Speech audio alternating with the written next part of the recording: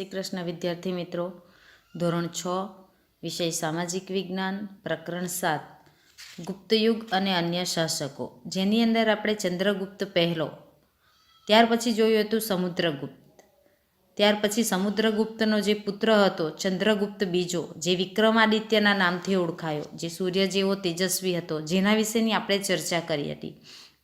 ત્યાર પછી જોયું હતું કે ગુપ્ત સામ્રાજ્યોનો અંત કેવી રીતે આવ્યો.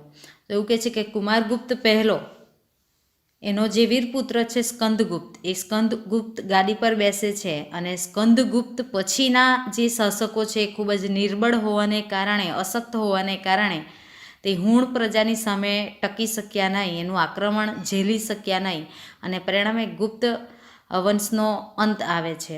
ત્યાર પછી આપણે જોયું હતું ગુપ્ત યુગની શાસન વ્યવસ્થા, કે તે સમયે કેવી શાસન વ્યવસ્થા હતી. તો શાસન વ્યવસ્થા 3 ભાગમાં વિભાજિત હતી: કેન્દ્રીય, પ્રાંતીય અને સ્થાનિક. તે સમયે એવું કહેવાય છે કે કેન્દ્રમાં સૌથી ઉપરનો મોભો રાજાનો હતો, પ્રાંતનો વહીવટ રાજકુમાર એટલે કે રાજાનો પુત્ર સંભાળતો હતો અને સ્થાનિક એટલે કે ગ્રામીણ કક્ષાએ ગામની અંદર મુખી અને તેના અગત્યના કેટલાક સભ્યોની નિમણૂક કરવામાં આવતી હતી. ત્યાર પછી જોયું હતું ગુપ્ત યુગની આર્થિક સ્થિતિ. તો એવું કહેવાય છે કે ગુપ્ત યુગને સુવર્ણ યુગ કહેવામાં આવતો હતો. તે સમયે ખેતી અને વેપાર ધંધાનો, આ ઉપરાંત આંતરરાષ્ટ્રીય વેપારનો ખૂબ સારો એવો વિકાસ થયો હતો. ખેત પદ્ધતિ 3 પ્રકારની હતી. એવું કહે છે કે વાર્ષિક, ત્રિવાર્ષિક અને પંચવર્ષીય ખેત પદ્ધતિ જોવા મળતી હતી.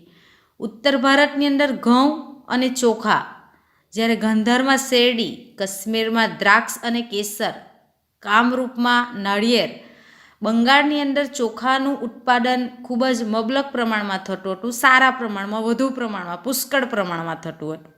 સાથે રેશમનું ઉત્પાદન પણ બંગાળની અંદર થતું હતું. આ ઉપરાંત ખેડૂતે કુલ ઉત્પાદનનો 6થો ભાગ રાજાને આપવાનો રહેતો હતો. એવું કહેવાય છે કે મંદિરો અને બ્રાહ્મણો અને મંદિરોને ભૂમિદાન આપવામાં આવતું હતું. ત્યાર પછી ત્યાં ગુપ્ત યુગની ધાર્મિક સ્થિતિ જોઈ હતી કે હિન્દુ ધર્મ, આ ઉપરાંત શૈવ ધર્મ, વૈષ્ણવ ધર્મ, બૌદ્ધ ધર્મ, જૈન ધર્મ વગેરે ધર્મને લોકો અનુસરતા હતા. ત્યાર પછી જોયું હતું એની સાંસ્કૃતિક સિદ્ધિ. તો એ સમયની અંદર ઘણી બધી નવી ભાષાઓ ઉત્પન્ન થઈ હતી, જેની અંદર એવું કહે છે કે કવિ કાલિદાસ, સ્કંદસ્વામી, હરિસ્વામી વગેરે જેવા કેટલાક મહાન નાટ્યકારો થઈ ગયા, સાહિત્યકારો થઈ ગયા. જેમાં કાલિદાસ એવું કહે છે કે એક મહાન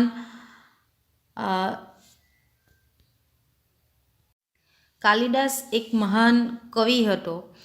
આ કાલિદાસને ભારતની અંદર શેક્સપિયર્સના નામથી ઓળખવામાં આવતો હતો, જેની ચર્ચા આપણે ગયા વિડીયો લેક્ચરની અંદર કરી હતી.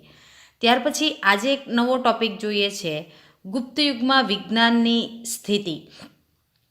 મહાન વૈજ્ઞાનિકોમાં આર્યભટ્ટ અને વરામિહિર આ સમયના થયા. તો કે પ્રાચીન સમયની અંદર પણ વૈજ્ઞાનિકોની અંદર મહાન વૈજ્ઞાનિક તરીકેની ગણના આર્યભટ્ટ અને વરામિહિર તેને સ્થાન મળે છે.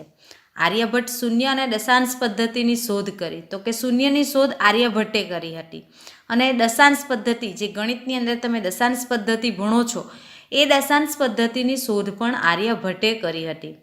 વરામિહિરે બૃહદ સંહિતા નામનો ખગોળશાસ્ત્રને લગતો મહત્વપૂર્ણ ગ્રંથ લખ્યો. આ 1 માર્ક્સનો ટૂંકો સવાલ છે કે વરામિહિરે કયો ગ્રંથ લખ્યો? તો બૃહદ સંહિતા.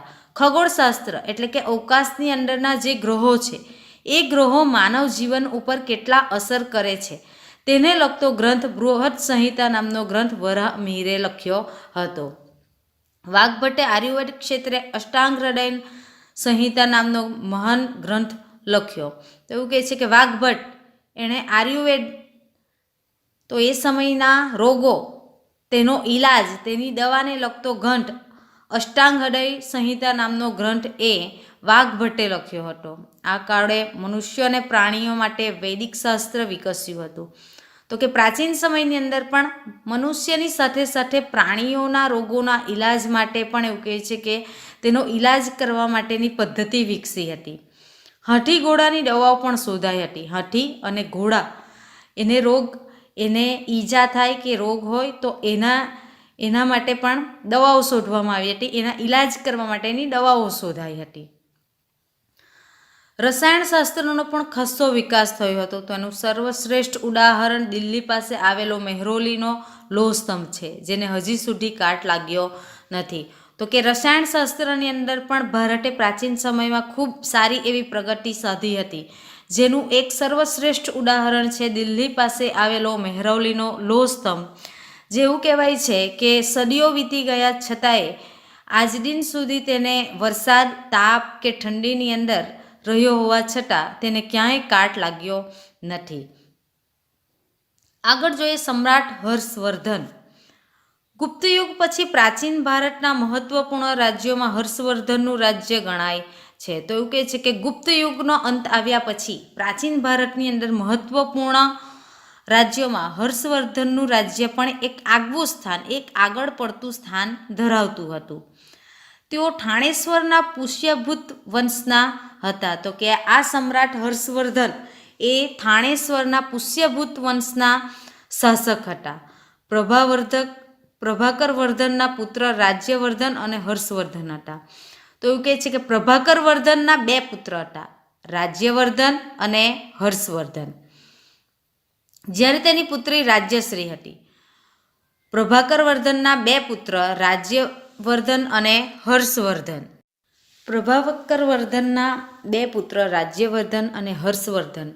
આ હર્ષવર્ધનની એક બહેન હતી રાજ્યશ્રી. રાજ્યશ્રી કનોજના રાજા ધ્રુવવર્મનને પરણી હતી. તો કે આ પ્રભાકર વર્ધનની જે પુત્રી છે હર્ષવર્ધનની બહેન રાજ્યશ્રી, એ રાજ્યશ્રી કનોજના રાજા ધ્રુવવર્માને સાથે તેના લગ્ન થયા હતા.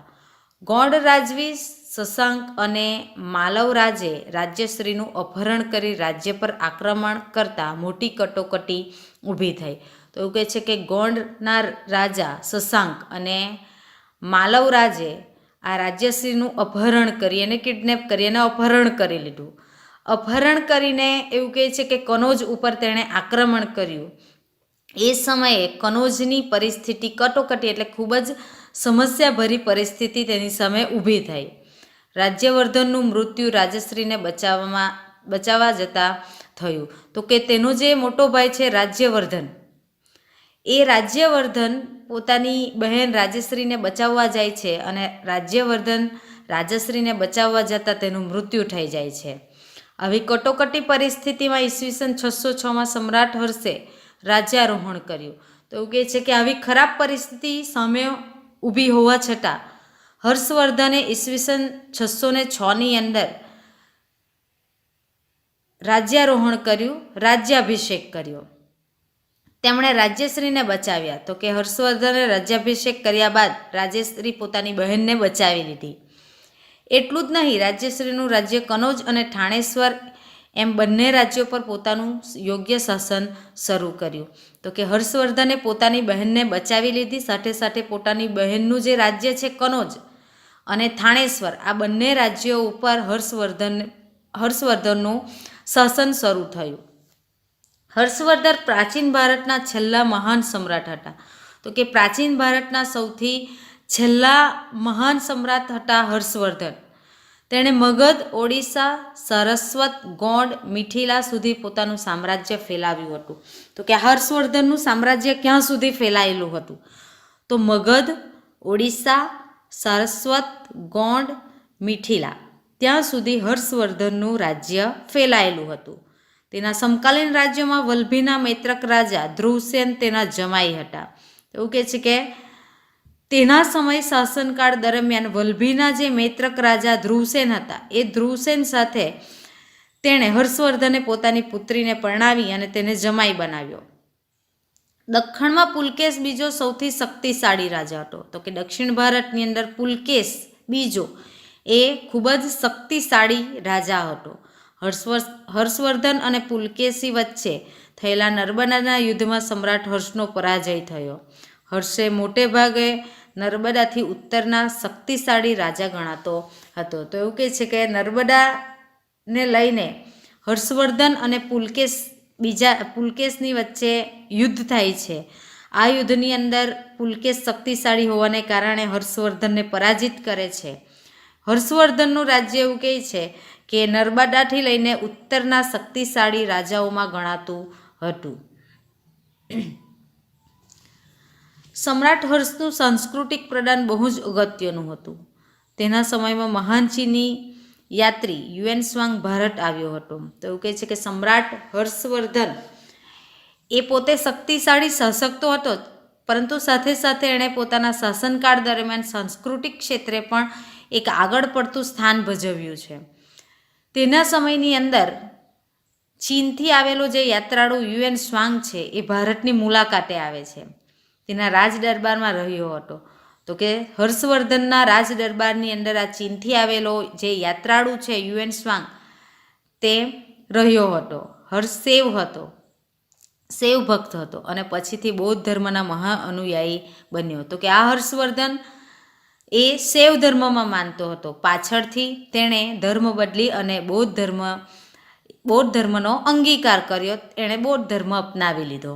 તેણે કનોજમાં યુએન સ્વાંગ અધ્યક્ષ પદે એક ધર્મ પરિષદનું આયોજન કર્યું. તો કે કનોજની અંદર હર્ષવર્ધને કનોજની અંદર યુએન સ્વાંગના અધ્યક્ષ પદે, એટલે કે આ પરિષદ એટલે શું, તો કે એક સભા, ધર્મને લગતી એક સભા બોલાવવામાં આવી અને સભાના અધ્યક્ષ બનાવ્યા યુએન સ્વાંગને.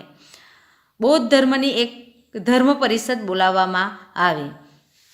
બુદ્ધની પ્રતિમાને હાથીની અંબાડી પર મૂકી તેની પર પૂજા કરાવી સ્થાપિત કરી હતી. તો એવું કહે છે કે ભગવાન બુદ્ધની પ્રતિમા મૂર્તિ હાથીની અંબાડી પર મૂકી અને તેની પૂજા કરવામાં આવી અને ત્યાર પછી આ ભગવાન બુદ્ધની મૂર્તિને સ્થાપિત કરવામાં આવી હતી.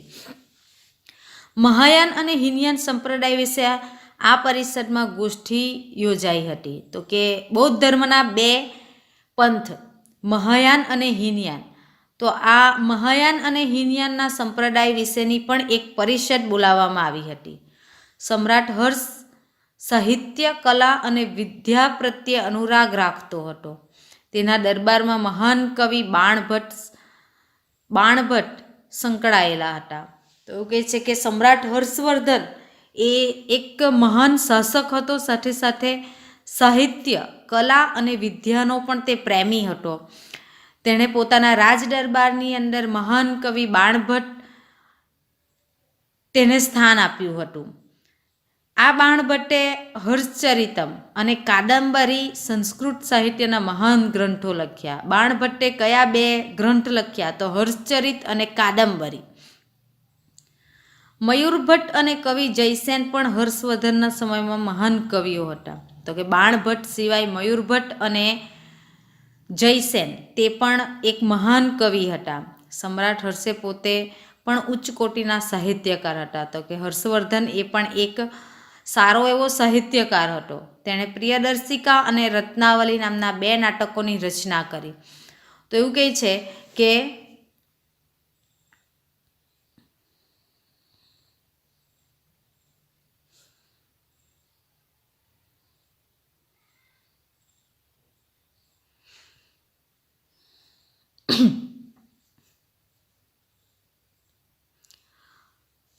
હર્ષવર્ધને બે ગ્રંથો લખ્યા, બે નાટકો લખ્યા, પ્રિયદર્શિકા અને રત્નાવલી. સાથે સાથે ભગવાન બુદ્ધની જાતક કથાઓ પર નાગાનંદ નામનું વિશિષ્ટ નાટક પણ લખ્યું. આની સાથે હર્ષવર્ધને એવું કહે છે કે ભગવાન બુદ્ધની જાતક કથાઓની ઉપર નાગાનંદ નામનું એક નાટક પણ લખ્યું હતું. આમ હર્ષવર્ધને 3 નાટકો જેમ કે પ્રિયદર્શિકા, રત્નાવલી અને નાગાનંદ જેવા નાટકો પણ લખ્યા હતા. હર્ષે અન્ય દેશો સાથે પણ મૈત્રી સંબંધો બાંધ્યા હતા. તેણે પોતાના દૂત મંડળને ચીનમાં મોકલ્યા હતા. તો કે આ હર્ષવર્ધને પોતાના દેશની અંદર તો મૈત્રી સંબંધ બાંધ્યા જ હતા, પણ સાથે સાથે તેણે બીજા દેશોમાં પણ મિત્રતાના સંબંધ બાંધ્યા હતા. તેણે પોતાના દૂતને એવું કહે છે કે ચીન મોકલ્યો હતો. દૂત એટલે કોણ? તો કે સમ્રાટ રાજાનો સંદેશો એક દેશમાંથી બીજા દેશમાં લઈ જનાર જે દૂત છે તેને ચીન મોકલ્યો. તે જ રીતે ચીનથી ભારતના ચીનના દૂત મંડળે મોકલતા લીધી હતી. તો એવું કહે છે કે ચીનથી ભારતમાં પણ તેનો દૂત આવતો હતો, સંદેશો મોકલતા હતા. આ દ્રષ્ટિએ સમ્રાટ હર્ષ એક ઉચ્ચ કોટીના શાસક, વિજેતા, વહીવટકર્તા અને સાહિત્યકાર હતા. તો એવું કહેવાય છે કે આ હર્ષવર્ધન એને જોતા એવું લાગે છે કે એક સારા એવા શાસક જે રાજ્યનો સારો એવો વહીવટ કરી શકે. બીજું, પોતાના શાસનકાળ દરમિયાન પોતાનું સામ્રાજ્ય વધારવા માટે એણે યુદ્ધો કર્યા અને વિજય મેળવ્યો. સાથે સાથે એવું કહે છે કે એણે પોતાના રાજ્યનો સારો એવો વહીવટ કર્યો અને પોતાના શાસનકાળ દરમિયાન રાજા સમ્રાટની સાથે સાથે તે સાહિત્યને લગતો પણ એક એવું કહે છે કે અનુરાગી એક હતો કે જેણે પોતાના શાસનકાળ દરમિયાન, પોતાના જીવનકાળ દરમિયાન કેટલાક નાટકો જેમ કે પ્રિયદર્શિકા, રત્નાવલી અને નાગાનંદ જેવા નાટકોની રચના કરી હતી.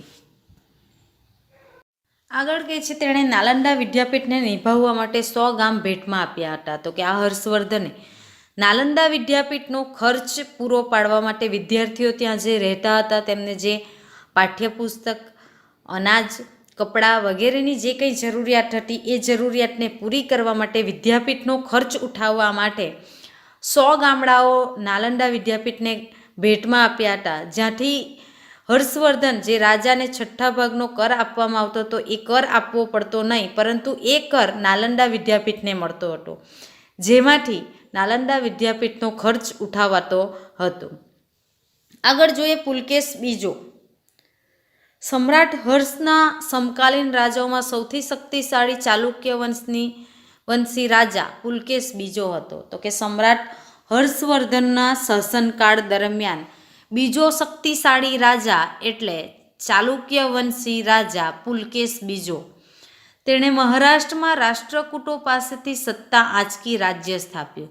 તો કે મહારાષ્ટ્રની અંદર રાષ્ટ્રકૂટ વંશના રાજાઓનું શાસન હતું. આ રાષ્ટ્રકૂટ રાજાઓ પર આક્રમણ કરી મહારાષ્ટ્રને પુલકેશ બીજાએ જીતી લીધું અને ત્યાં પોતાનું રાજ્ય સ્થાપિત કર્યું. પુલકેશ બીજાએ 40 વર્ષ જેટલા લાંબા સમય સુધી શાસન કર્યું હતું. તો એવું કહે છે કે મહારાષ્ટ્રની ઉપર તેણે 40 વર્ષ જેટલું લાંબુ શાસન કર્યું. તેણે સમ્રાટ હર્ષને પણ હરાવ્યા હતા. તો કે હર્ષવર્ધનની સાથે પણ યુદ્ધ થયેલું અને તેમાં પુલકેશ બીજાએ સમ્રાટ હર્ષવર્ધનને પણ હરાવ્યો હતો.